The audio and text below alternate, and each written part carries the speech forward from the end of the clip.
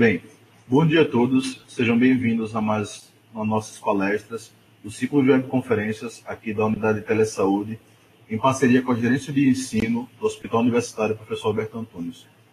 Hoje nós temos a grande satisfação de contar com a professora e doutora Mônica Lopes Assunção Ferreira.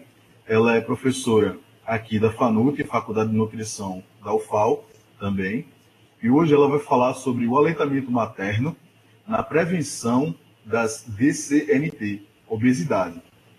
Seja muito bem-vinda, professora Mônica. A palavra é da senhora. Bom dia. Obrigada, Felipe.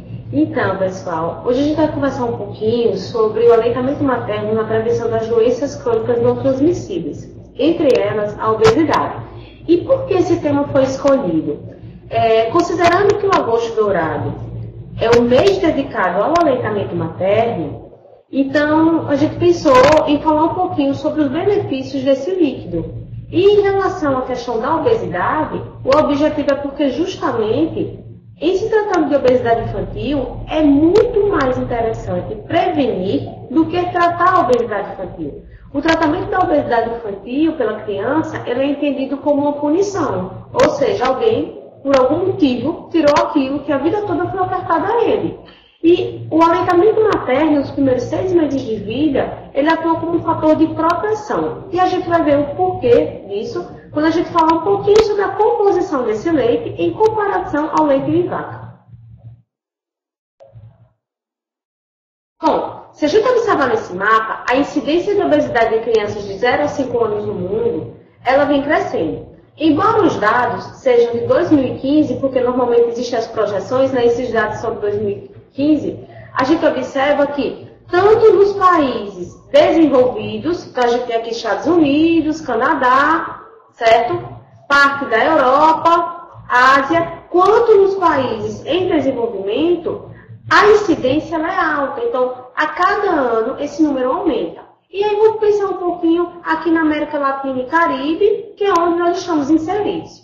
Então, a incidência de obesidade em 2015 foi de 7,3%. E nós estamos nos referindo à obesidade, não ao sobrepeso, que seria um estágio anterior. A gente está falando de uma situação muito mais crítica e estamos falando em um público super vulnerável. Por quê? Porque a literatura mostra que quando você começa a engordar nos estágios iniciais da vida, as chances de você se tornar um adulto obeso, elas aumentam. E a obesidade está associada a várias outras comorbidades, como diabetes, hipertensão, dislipidemia, né? Que em conjunto formam o que a gente chama de síndrome metabólica. Quando a gente vê aqui, esses dados são dados brasileiros, tá? São dados do IBGE, do Instituto Brasileiro de Geografia e Estatística, e ele fala da obesidade entre meninos e meninas de 5 a 9 anos. Nessa faixa etária, o problema está ainda pior. Mas se a gente pensar e pegar os estudos, a gente vê que o aleitamento materno, quando ele é administrado de forma correta, quando ele é a única forma de alimentação dos 6 primeiros meses de vida, ele consegue proteger essa criança nessa idade. A gente tem estudos com adolescentes com 16 anos, mostrando o efeito protetor daqueles que foram amamentados de forma exclusiva. Então, se aqui você observar, você vai ver que em 1975, tá? A prevalência de obesidade era em torno de 2,9% nessa faixa etária. As meninas, elas sempre apresentam um pouco menos, tá? E aí, quando a gente chegou em 2011, a prevalência de obesidade entre os meninos era de 16,6%. Então, a gente poderia dizer que a cada 5 crianças brincando, uma criança tinha obesidade. E aí, a projeção para 2022 é que esse número chega a 46,5% de crianças obesas, que é um dado alarmante. Então, nossa meta, quando a gente discute, a gente justifica, a gente reforça com a mãe a importância de amamentar, é justamente para proteger a criança e para prevenir que ela chegue nesse estado de obesidade. Então, a gente observa que a projeção para os meninos é de 46,5% e para as meninas de 38,2%. E a nossa meta, né, a meta brasileira, o que as políticas públicas estão tentando fazer, é sair de um patamar de 16,6% em 2011 para chegar no patamar em 2022. Mas a gente sabe que, para que aconteça isso, várias coisas precisam ser mudadas e o incentivo, a promoção, a proteção ao aleitamento materno, ela é a primeira iniciativa que deve ser adotada.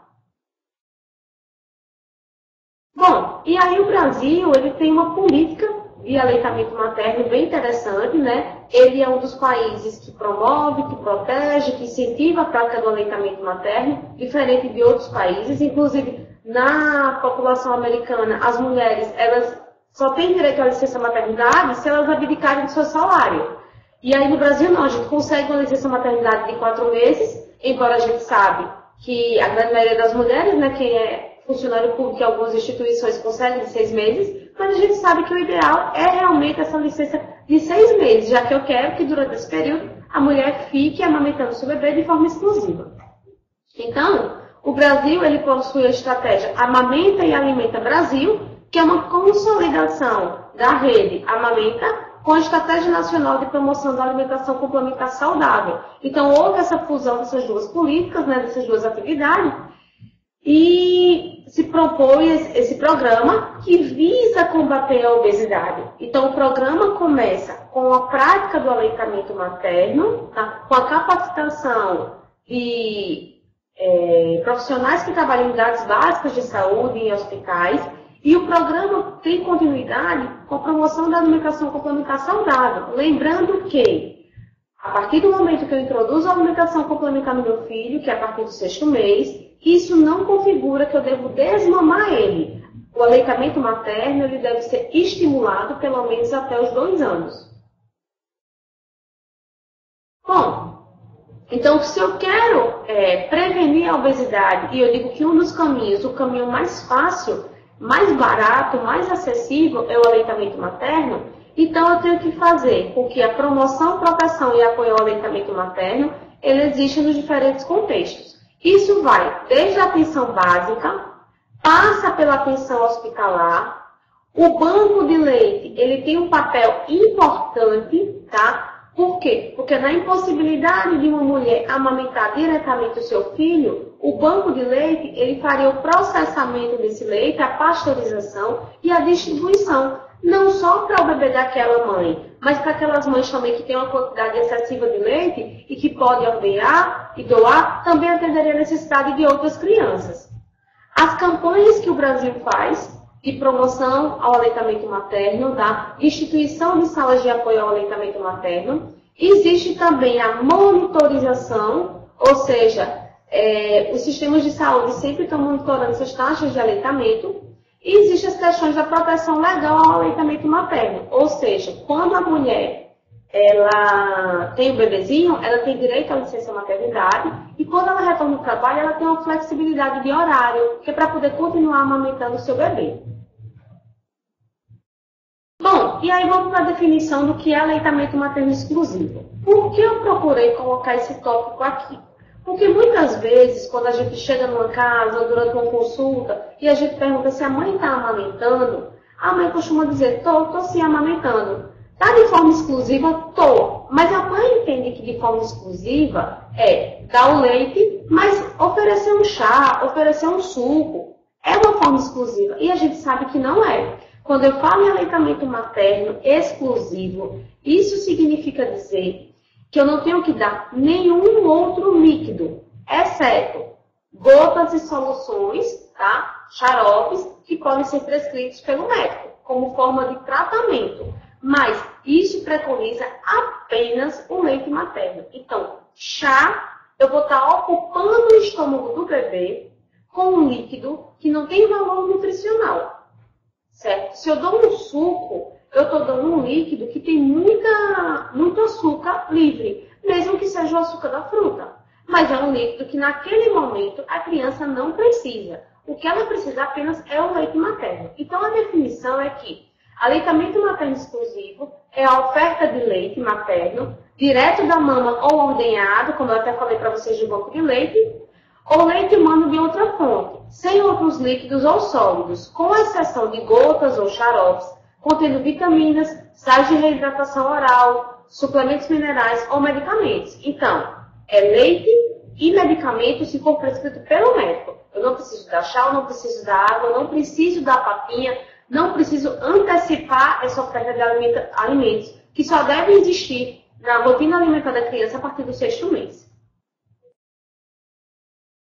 Bom, e quando a gente pensa em aleitamento materno, a gente pensa numa situação muito bonita, uma situação onde vai existir a formação de um vínculo muito grande. Então, eu tenho que pensar no aleitamento materno muito mais do que apenas prover nutrição. O aleitamento materno ele forma vínculos. A criança reconhece poucos minutos após o parto e, principalmente, se ela é amamentada, aquele ser que gerou ela, que gestou ela durante 9 meses, tá? E esse encontro, tanto mãe quanto criança, eles estão aprendendo a amamentar. E muitas vezes no início ele não corre como a gente espera, como a gente idealiza, tá? Mas com apoio, rede de apoio é fundamental, o aleitamento materno ele deslancha, tá? E por que o aleitamento materno é importante? Por que ele deve ser incentivado? Por que tem que existir essa rede de apoio? Porque ele é a experiência nutricional mais precoce do ser vivo.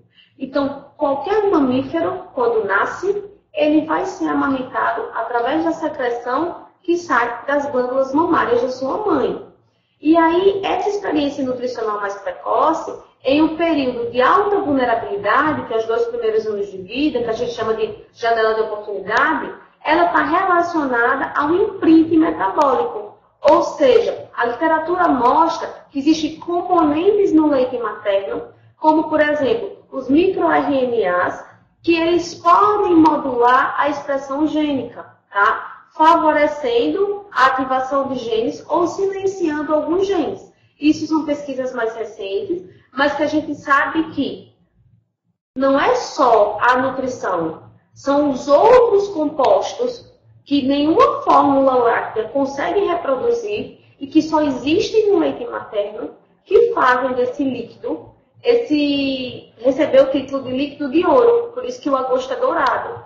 E aí, esse imprint metabólico desencadeado pelo leite materno, ele previne ou predispõe a doenças. Então, predispõe a doenças quando? Quando a criança, ao invés de ser amamentada, ela recebe uma fórmula láctea, certo?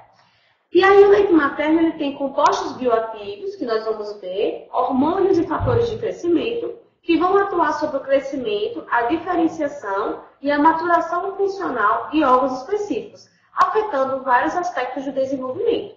E aí eu sempre costumo dizer às mães que para que o meu leite seja um leite, eu preciso me alimentar bem, tá? Então, a mãe se alimentando bem, a mãe vai estar em boas condições de saúde, o seu leite vai ter um valor nutricional diferenciado e aí ela vai poder garantir aquilo que existe melhor em termos nutricionais ao seu bebê. Nenhuma fórmula láctea, ela substitui a composição nutricional do leite materno.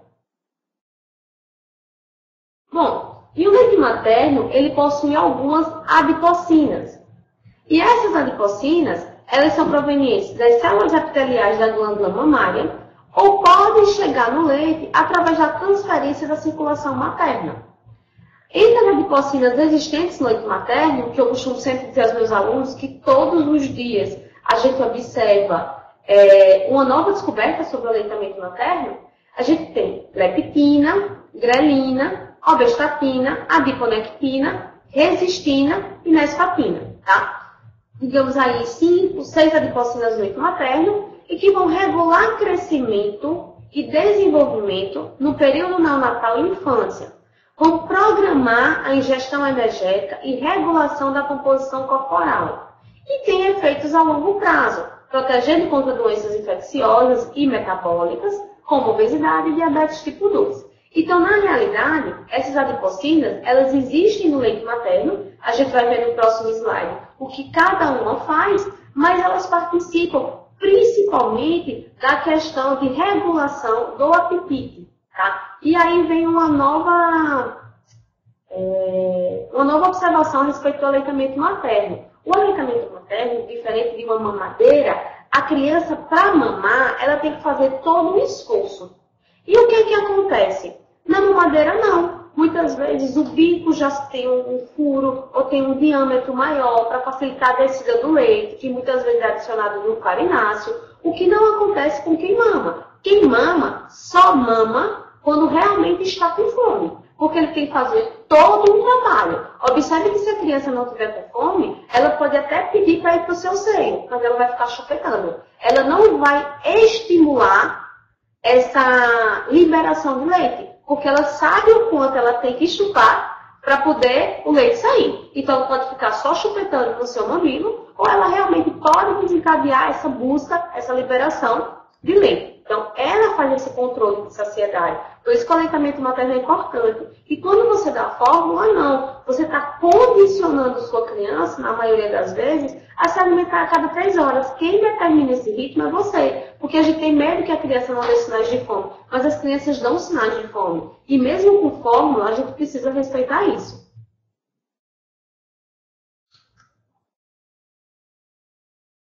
Bom, então aqui a gente tem algumas funções das adipocinas, né? Então vamos começar pela adiponectina. A adiponectina ela tem um efeito anti-aterogênico e anti-inflamatório e melhora a sensibilidade à insulina. Então, esse efeito anti-aterogênico e anti-inflamatório é um efeito benéfico do leite materno. Como eu sempre costumo dizer, quando a gente está mamando, a gente não está só consumindo carboidratos, lactose, proteína. Normalmente, a gente está consumindo várias outras substâncias, vários outros compostos bioativos, tá? Inclusive, esses compostos, como eu estou listando aqui, eles têm, eles promovem a regulação que vai fazer justamente a prevenção da obesidade. Então, leptina, ela tem um efeito anorexígeno, ou seja, teoricamente, diminui o apetite. O nesfatin também tem um efeito anorexígeno. A resistina regula a sensibilidade à insulina, ou seja, regular a sensibilidade à insulina é importante porque é prevenção de diabetes. A obestatina tem um efeito anorexígeno, a apelin também regula a sensibilidade à insulina e grelina, que tem efeito orexígeno, regula o sistema imune e modula a secreção de insulina. Então, se vocês observarem, a grande maioria das adipocinas existentes no leite materno, elas têm um efeito anorexígeno, tá? E tanto essas adipocinas que têm um efeito anorexígeno, quanto a grelina, que tem um efeito orexígeno, elas vão atuar na região cerebral do ventrículo medial, responsável pelo apetite. E aí a importância de você oferecer o leite materno. Por quê? Porque na fórmula você nunca vai ter essas adipocinas. Por isso que a gente costuma dizer, a criança com fórmula, ela é mais gordinha. Mas por que ela é mais gordinha? Porque ela não consegue controlar a sua saciedade. A saciedade dela, a fome dela, é desencadeada, é estimulada, é pré-determinada por quem está alimentando. E a fórmula, por mais cara que seja, ela não consegue colocar essas adipocinas, que são exclusivas da mãe. Bom, e aqui eu trouxe essa questão. Aleitamento materno versus fórmulas infantis. Qual a relação com o seu consumo e o desenvolvimento da obesidade? Bom, então nessa figurazinha aqui, que a gente observa uma criança amamentada e uma criança que recebe fórmula, olha o que acontece, tá? Nessa criança que recebe fórmula, ela vai ter oligosacarídeos do leite, que vão aparecer nas fezes, que é o grande diferencial do leite materno, tá? Mesmo que a indústria alimentícia diga assim, o meu leite, ele tem oligosacarídeos, ele tem os famosos prebióticos, GOS e FOS. Mas os oligosacarídeos, os prebióticos existentes no leite da mãe, eles são inúmeros, eles são incontáveis, eles apresentam uma estrutura química, uma composição completamente diferente da fórmula infantil, certo? E aí, essa composição diferente desses oligosacarídeos, eles vão ser responsáveis por modular a microbiota. E a gente vai ver mais na frente que a modulação da microbiota, ou seja, quando eu tenho uma proliferação de bactérias boas, isso faz com que eu produza substâncias para o meu corpo que são boas, tá? Substâncias que reduzem a inflamação, substâncias que promovem a saciedade e substâncias que promovem o controle do peso. Além disso, o leite materno ele também tem uma maior concentração de lactose. Consequentemente, eu vou ter mais lactato nas fezes, que também vão poder ser utilizadas como substrato pelas bactérias. Eu vou ter alterações no meu metabolismo energético. Por quê? Por conta da composição do meu leite. E eu vou ter que a minha criança que é amamentada, ela tem um metabolismo lipídico diferenciado. Ela produz mais corpos cetônicos. Ela tem um hálito cetônico. Então, às vezes, a mãe diz assim, meu filho acordou e ele estava com hálitozinho cetônico, sabe? Eu acho que ele estava com fome. Não. No bebê que é amamentado, o hálito cetônico, tá? Ele é típico. Por quê? Porque a gente não tem uma concentração de carnitina alta para conseguir oxidar todo o lipídio que chega. Então, essa estratégia de conversão de lipídios que não podem ser oxidados a corpos cetônicos é uma estratégia para promover o fornecimento de energia também através dessas substâncias. Quando a gente observa uma criança que é alimentada com fórmula, a gente observa que ela tem um rápido crescimento. Por quê? Porque ela tem um aumento nos níveis de IGF-1, uma somatomedina semelhante à insulina. E essa somatomedina, ela promove a diferenciação de pré-adipócitos em adipócitos maduros. Ou seja, por incrível que pareça, é como se você tivesse um estímulo, que vocês vão ver mais na frente, que é ocasionado por um excesso de proteína, principalmente, e que está estimulando a diferenciação de pré-adipócitos em adipócitos maduros. E os adipócitos são as células que elas vão acumular gordura. A gente vai ter também uma maior quantidade de ureia, certo? E um balanço nitrogenado mais positivo em relação à criança que mama. Isso se deve ao fato de que a fórmula, por mais que a indústria tente reduzir a quantidade de proteína, a gente vai ver nos próximos slides, ela tem um teor proteico elevado, tá? E aí, consequentemente, no exame bioquímico, o teor de ureia está mais alto. Aí a gente vai ter, em relação ao metabolismo lipídico, maior taxa de beta-oxidação. E isso acontece por quê? Porque eles têm carnitina adicionada na fórmula, tá? E também aumenta a produção de corpos cetônicos, mesmo com essa carnitina, por conta de alguns aminoácidos, tá? Por conta do perfil de aminoácidos e de gorduras que existe na fórmula, tá? Que, como eu estou falando, a fórmula ela é direcionada para o bezerro e não para o ser humano. Então, essas alterações bioquímicas, está aqui a referência de François Martin, elas mostram como os constituintes do leite materno, eles podem modular nossas rotas metabólicas.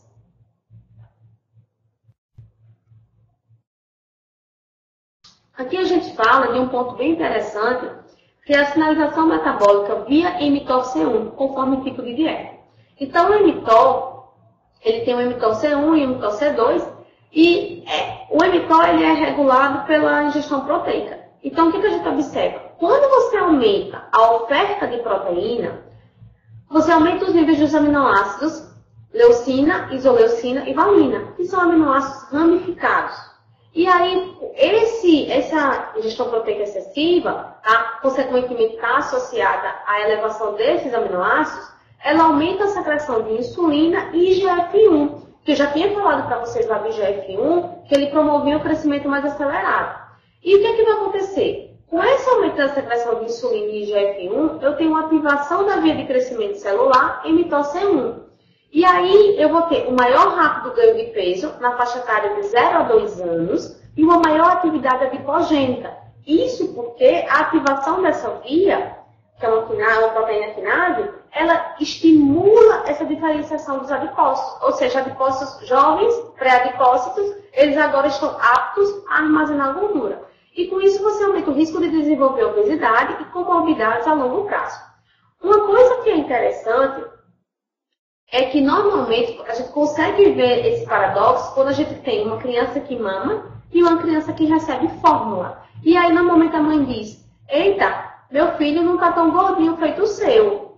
No caso, feito da criança que recebe fórmula. Mas o que a gente observa? A criança que recebe fórmula, por mais que seja uma fórmula cara, que tem um conteúdo proteico menor, ainda tem uma quantidade de proteína maior do que o leite materno. E por outro lado, como não existe essa questão da criança dizer quando está com fome, ela acaba podendo ingerir mais leite porque ela toma leite de acordo com o que a mãe acha que é normal para ela. E com isso você ativa essa via.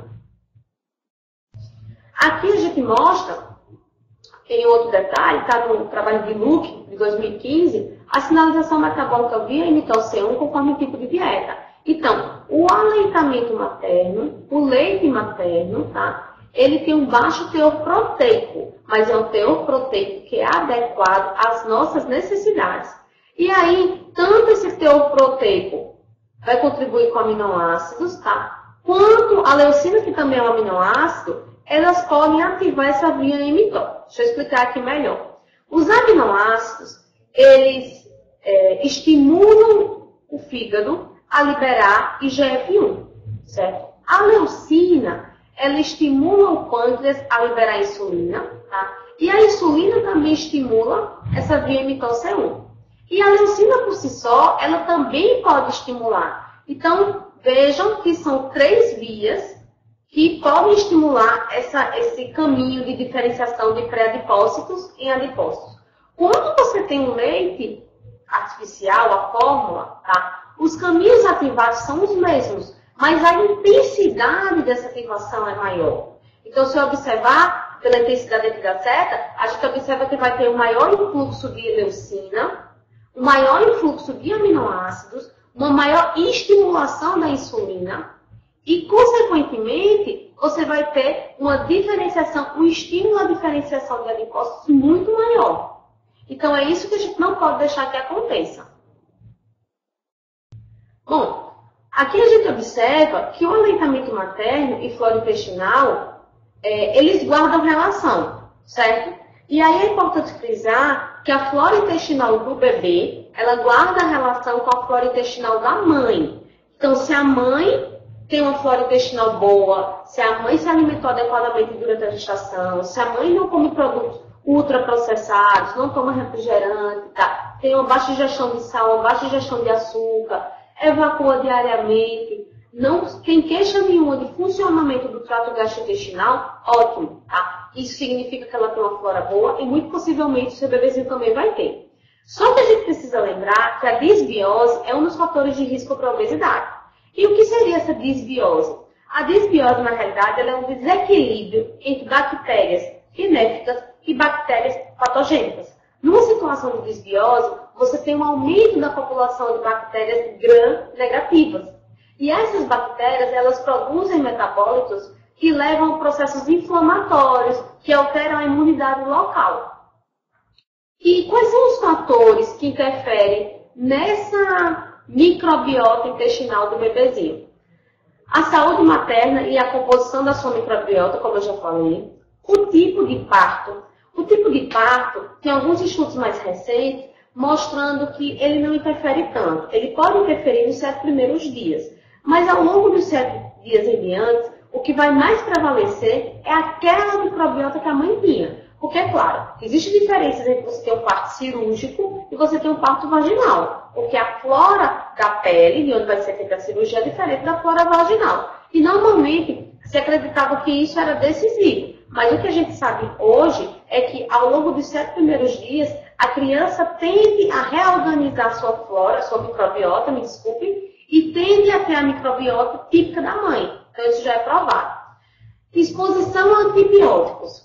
Então, exposição excessiva, prolongada, sem prescrição a antibióticos, ela destrói a flora patogênica, mas ela também destrói a flora benéfica. Então, o ideal é que, se for necessário fazer uso de antibiótico, que essas crianças elas possam receber reposição de probióticos. O leite materno ele também contribui para o melhor funcionamento dessa microbiota intestinal através das suas próprias bactérias, seus próprios probióticos e através dos HMOS, que são os oligosacarídeos, que são específicos do leite materno e que nenhuma indústria consegue reproduzir. Porventura, probióticos e prebióticos que a mãe possa vir oferecer. E a gente observa que quando você tem uma alteração de microbiota, com aumento de bacteroidetes, de estafilococcus e redução de bifidobactérias e lactobacilos, você tem uma criança com maior risco de desenvolver sobrepeso. E aí os mecanismos que possivelmente estariam por trás disso é justamente aquilo que eu falei.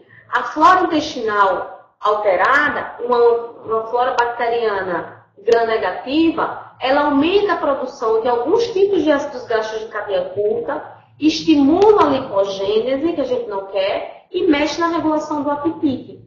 Tá? E normalmente existe um baixo grau de inflamação sistêmica. Isso se deve ao aumento do LPS, que é um lipopolissacarídeo, tá? Então é uma parte da membrana externa das bactérias gram-negativas que promove inflamação. E aí, o epitélio intestinal estando inflamado, a gente sabe que as chances de má absorção elas vão existir.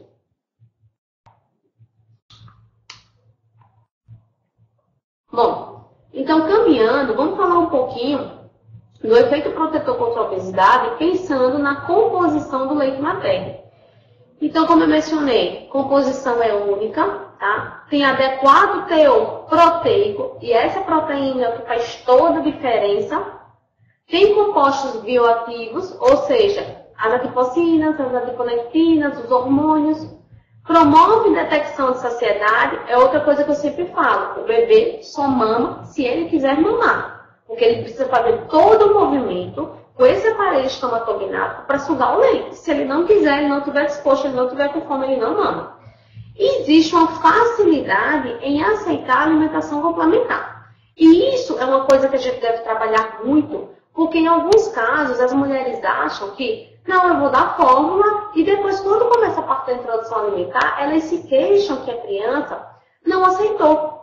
E aí o que acontece? Quando você amamenta, toda hora, o seu leite materno ele tem um cheiro diferente, ele tem um sabor diferente, tá? Mesmo que a gente não perceba. Mas essas variações, elas são perceptíveis às papilas gustativas do bebê.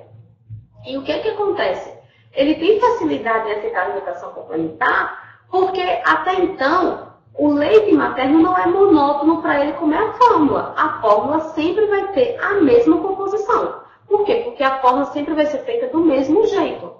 Tá? Não muda a composição, então não muda o sabor, diferente do leite materno. Aqui a gente pode observar o teor de proteína no colostro, 1,9 gramas por decilitro. No leite maduro, 1,3. E no leite de vaca, 3,3.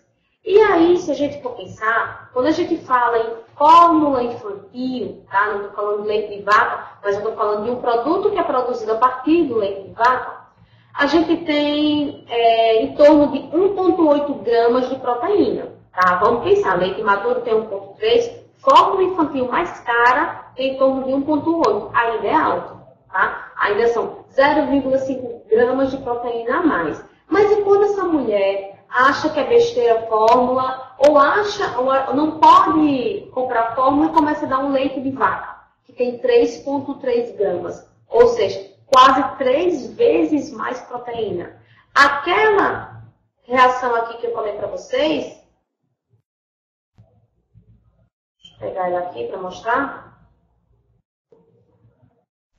Essa reação aqui, e quem toma leite de vaca, ela é muito mais amplificada, ela é muito mais extensa. Isso que a gente vê o bebezinho muito gordinho, tá? E coitado, ele não tem culpa. E aí o que acontece? Além de ter uma sobrecarga proteica grande, ainda existe a questão de se adicionar os farináceos. Por isso que quando se faz essa comparação, bebê amamentado com o bebê que toma fórmula ou leite de vaca e ainda adiciona farináceos, é claro que a diferença é absurda. Mas a gente não está pensando em leite materno apenas em questões de peso. A gente está pensando também em questões de regulação da saciedade a longo prazo. A gente está pensando também em desenvolvimento cognitivo.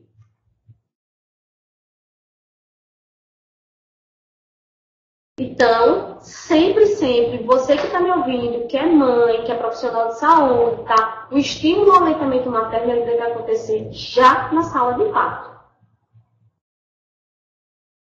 Esse estudo aqui, o estudo feito pelo grupo do professor Bernardo Horta, ele observou que a duração do aleitamento materno, ela estava associada ao menor ganho de peso. Então, o que ele observou? Que quanto mais você dura o aleitamento materno, tá? Você vai tendo o risco de sobrepeso, ele vai diminuindo.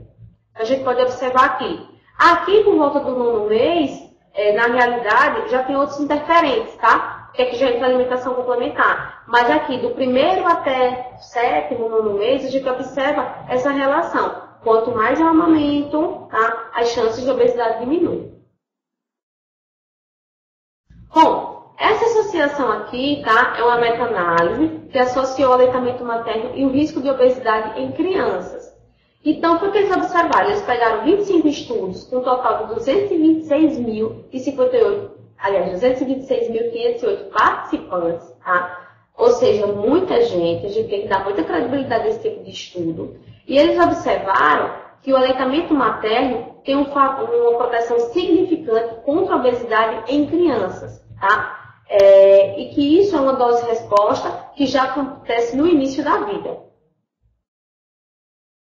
Esse outro estudo aqui, ele avaliou não só a obesidade, ele avaliou algumas medidas, não só foi questão de peso, ele avaliou algumas medidas e avaliou marcadores de risco cardiometabólico aos 4 anos de idade em crianças mexicanas. E aí eles observaram que aquela criança que mamou por pelo menos 3 meses teve um menor nível de adiposidade, menor taxa de colesterol sérico aos 4 anos de idade, tá? E aqueles que mamaram por mais de 12 meses, eles tinham uma baixa adiposidade.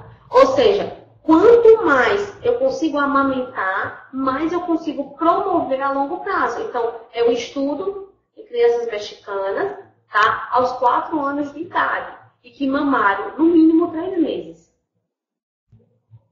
Esse outro estudo aqui, já estou finalizando, ele mostra o efeito protetor do aleitamento materno contra sobrepeso e que ele pode ser detectado já a partir do 2º ano de vida, tá? Foi um estudo feito com crianças em uma região de alta vulnerabilidade. Então, esse estudo foi conduzido pelo professor Haroldo Ferreira, tá? Me teve como autora, e foi feito com base nos estudos do Laboratório de Nutrição Básica e Aplicada. Então, o que ele observou foi que o aleitamento materno, quando ele ocorre por 6 meses, ele demonstra que as crianças têm uma baixa prevalência de sobrepeso, ou seja, 5,7% contra 9,1% daquelas crianças que não foram amamentadas. Então, observem só, a gente está falando aqui de proteção contra sobrepeso, tá? Apenas 5,7% das crianças tinham sobrepeso, contra praticamente o dobro daquelas que não foram amamentadas.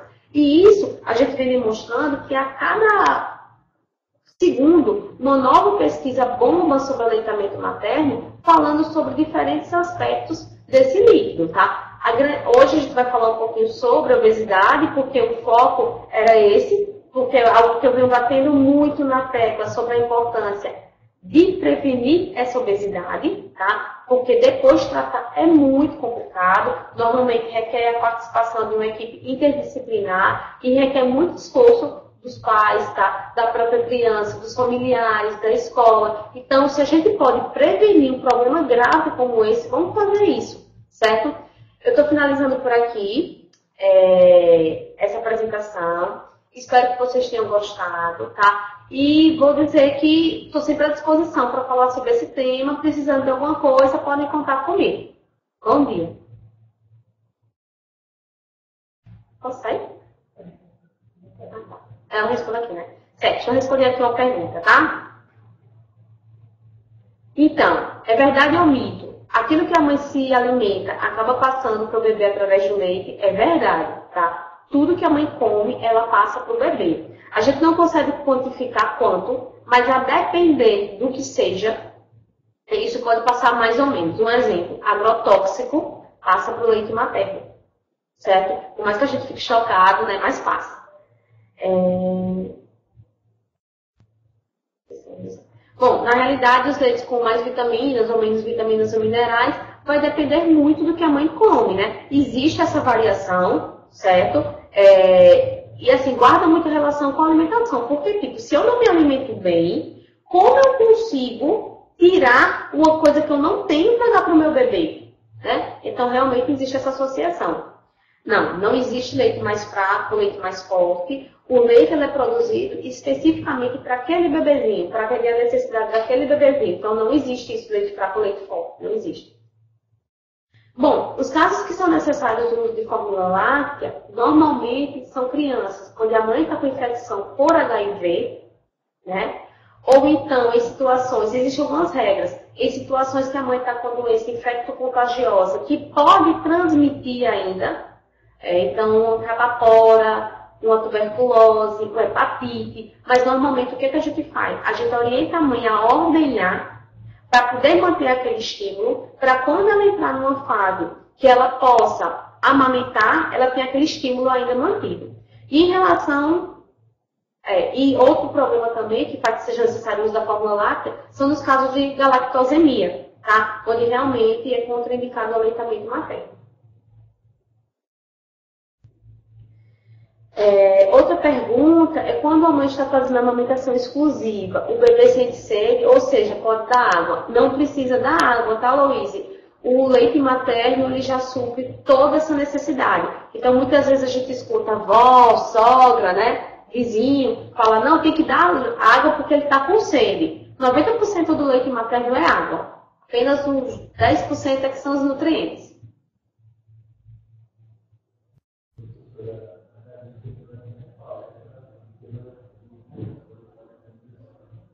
Agradeço pela excelente palestra e pelas dúvidas que foram esclarecidas. Coloquei aí várias perguntas, dúvidas minhas, todas muito bem respondidas. Agradeço pela excelente palestra, tanto da forma técnica quanto da forma leiga. Eu sou um leigo nessa área, minha área é técnica, área técnica de informática, e assim, muitas dúvidas foram bem explicadas. Agradeço pela excelente palestra e passo para suas considerações. Bom, então obrigada, Felipe.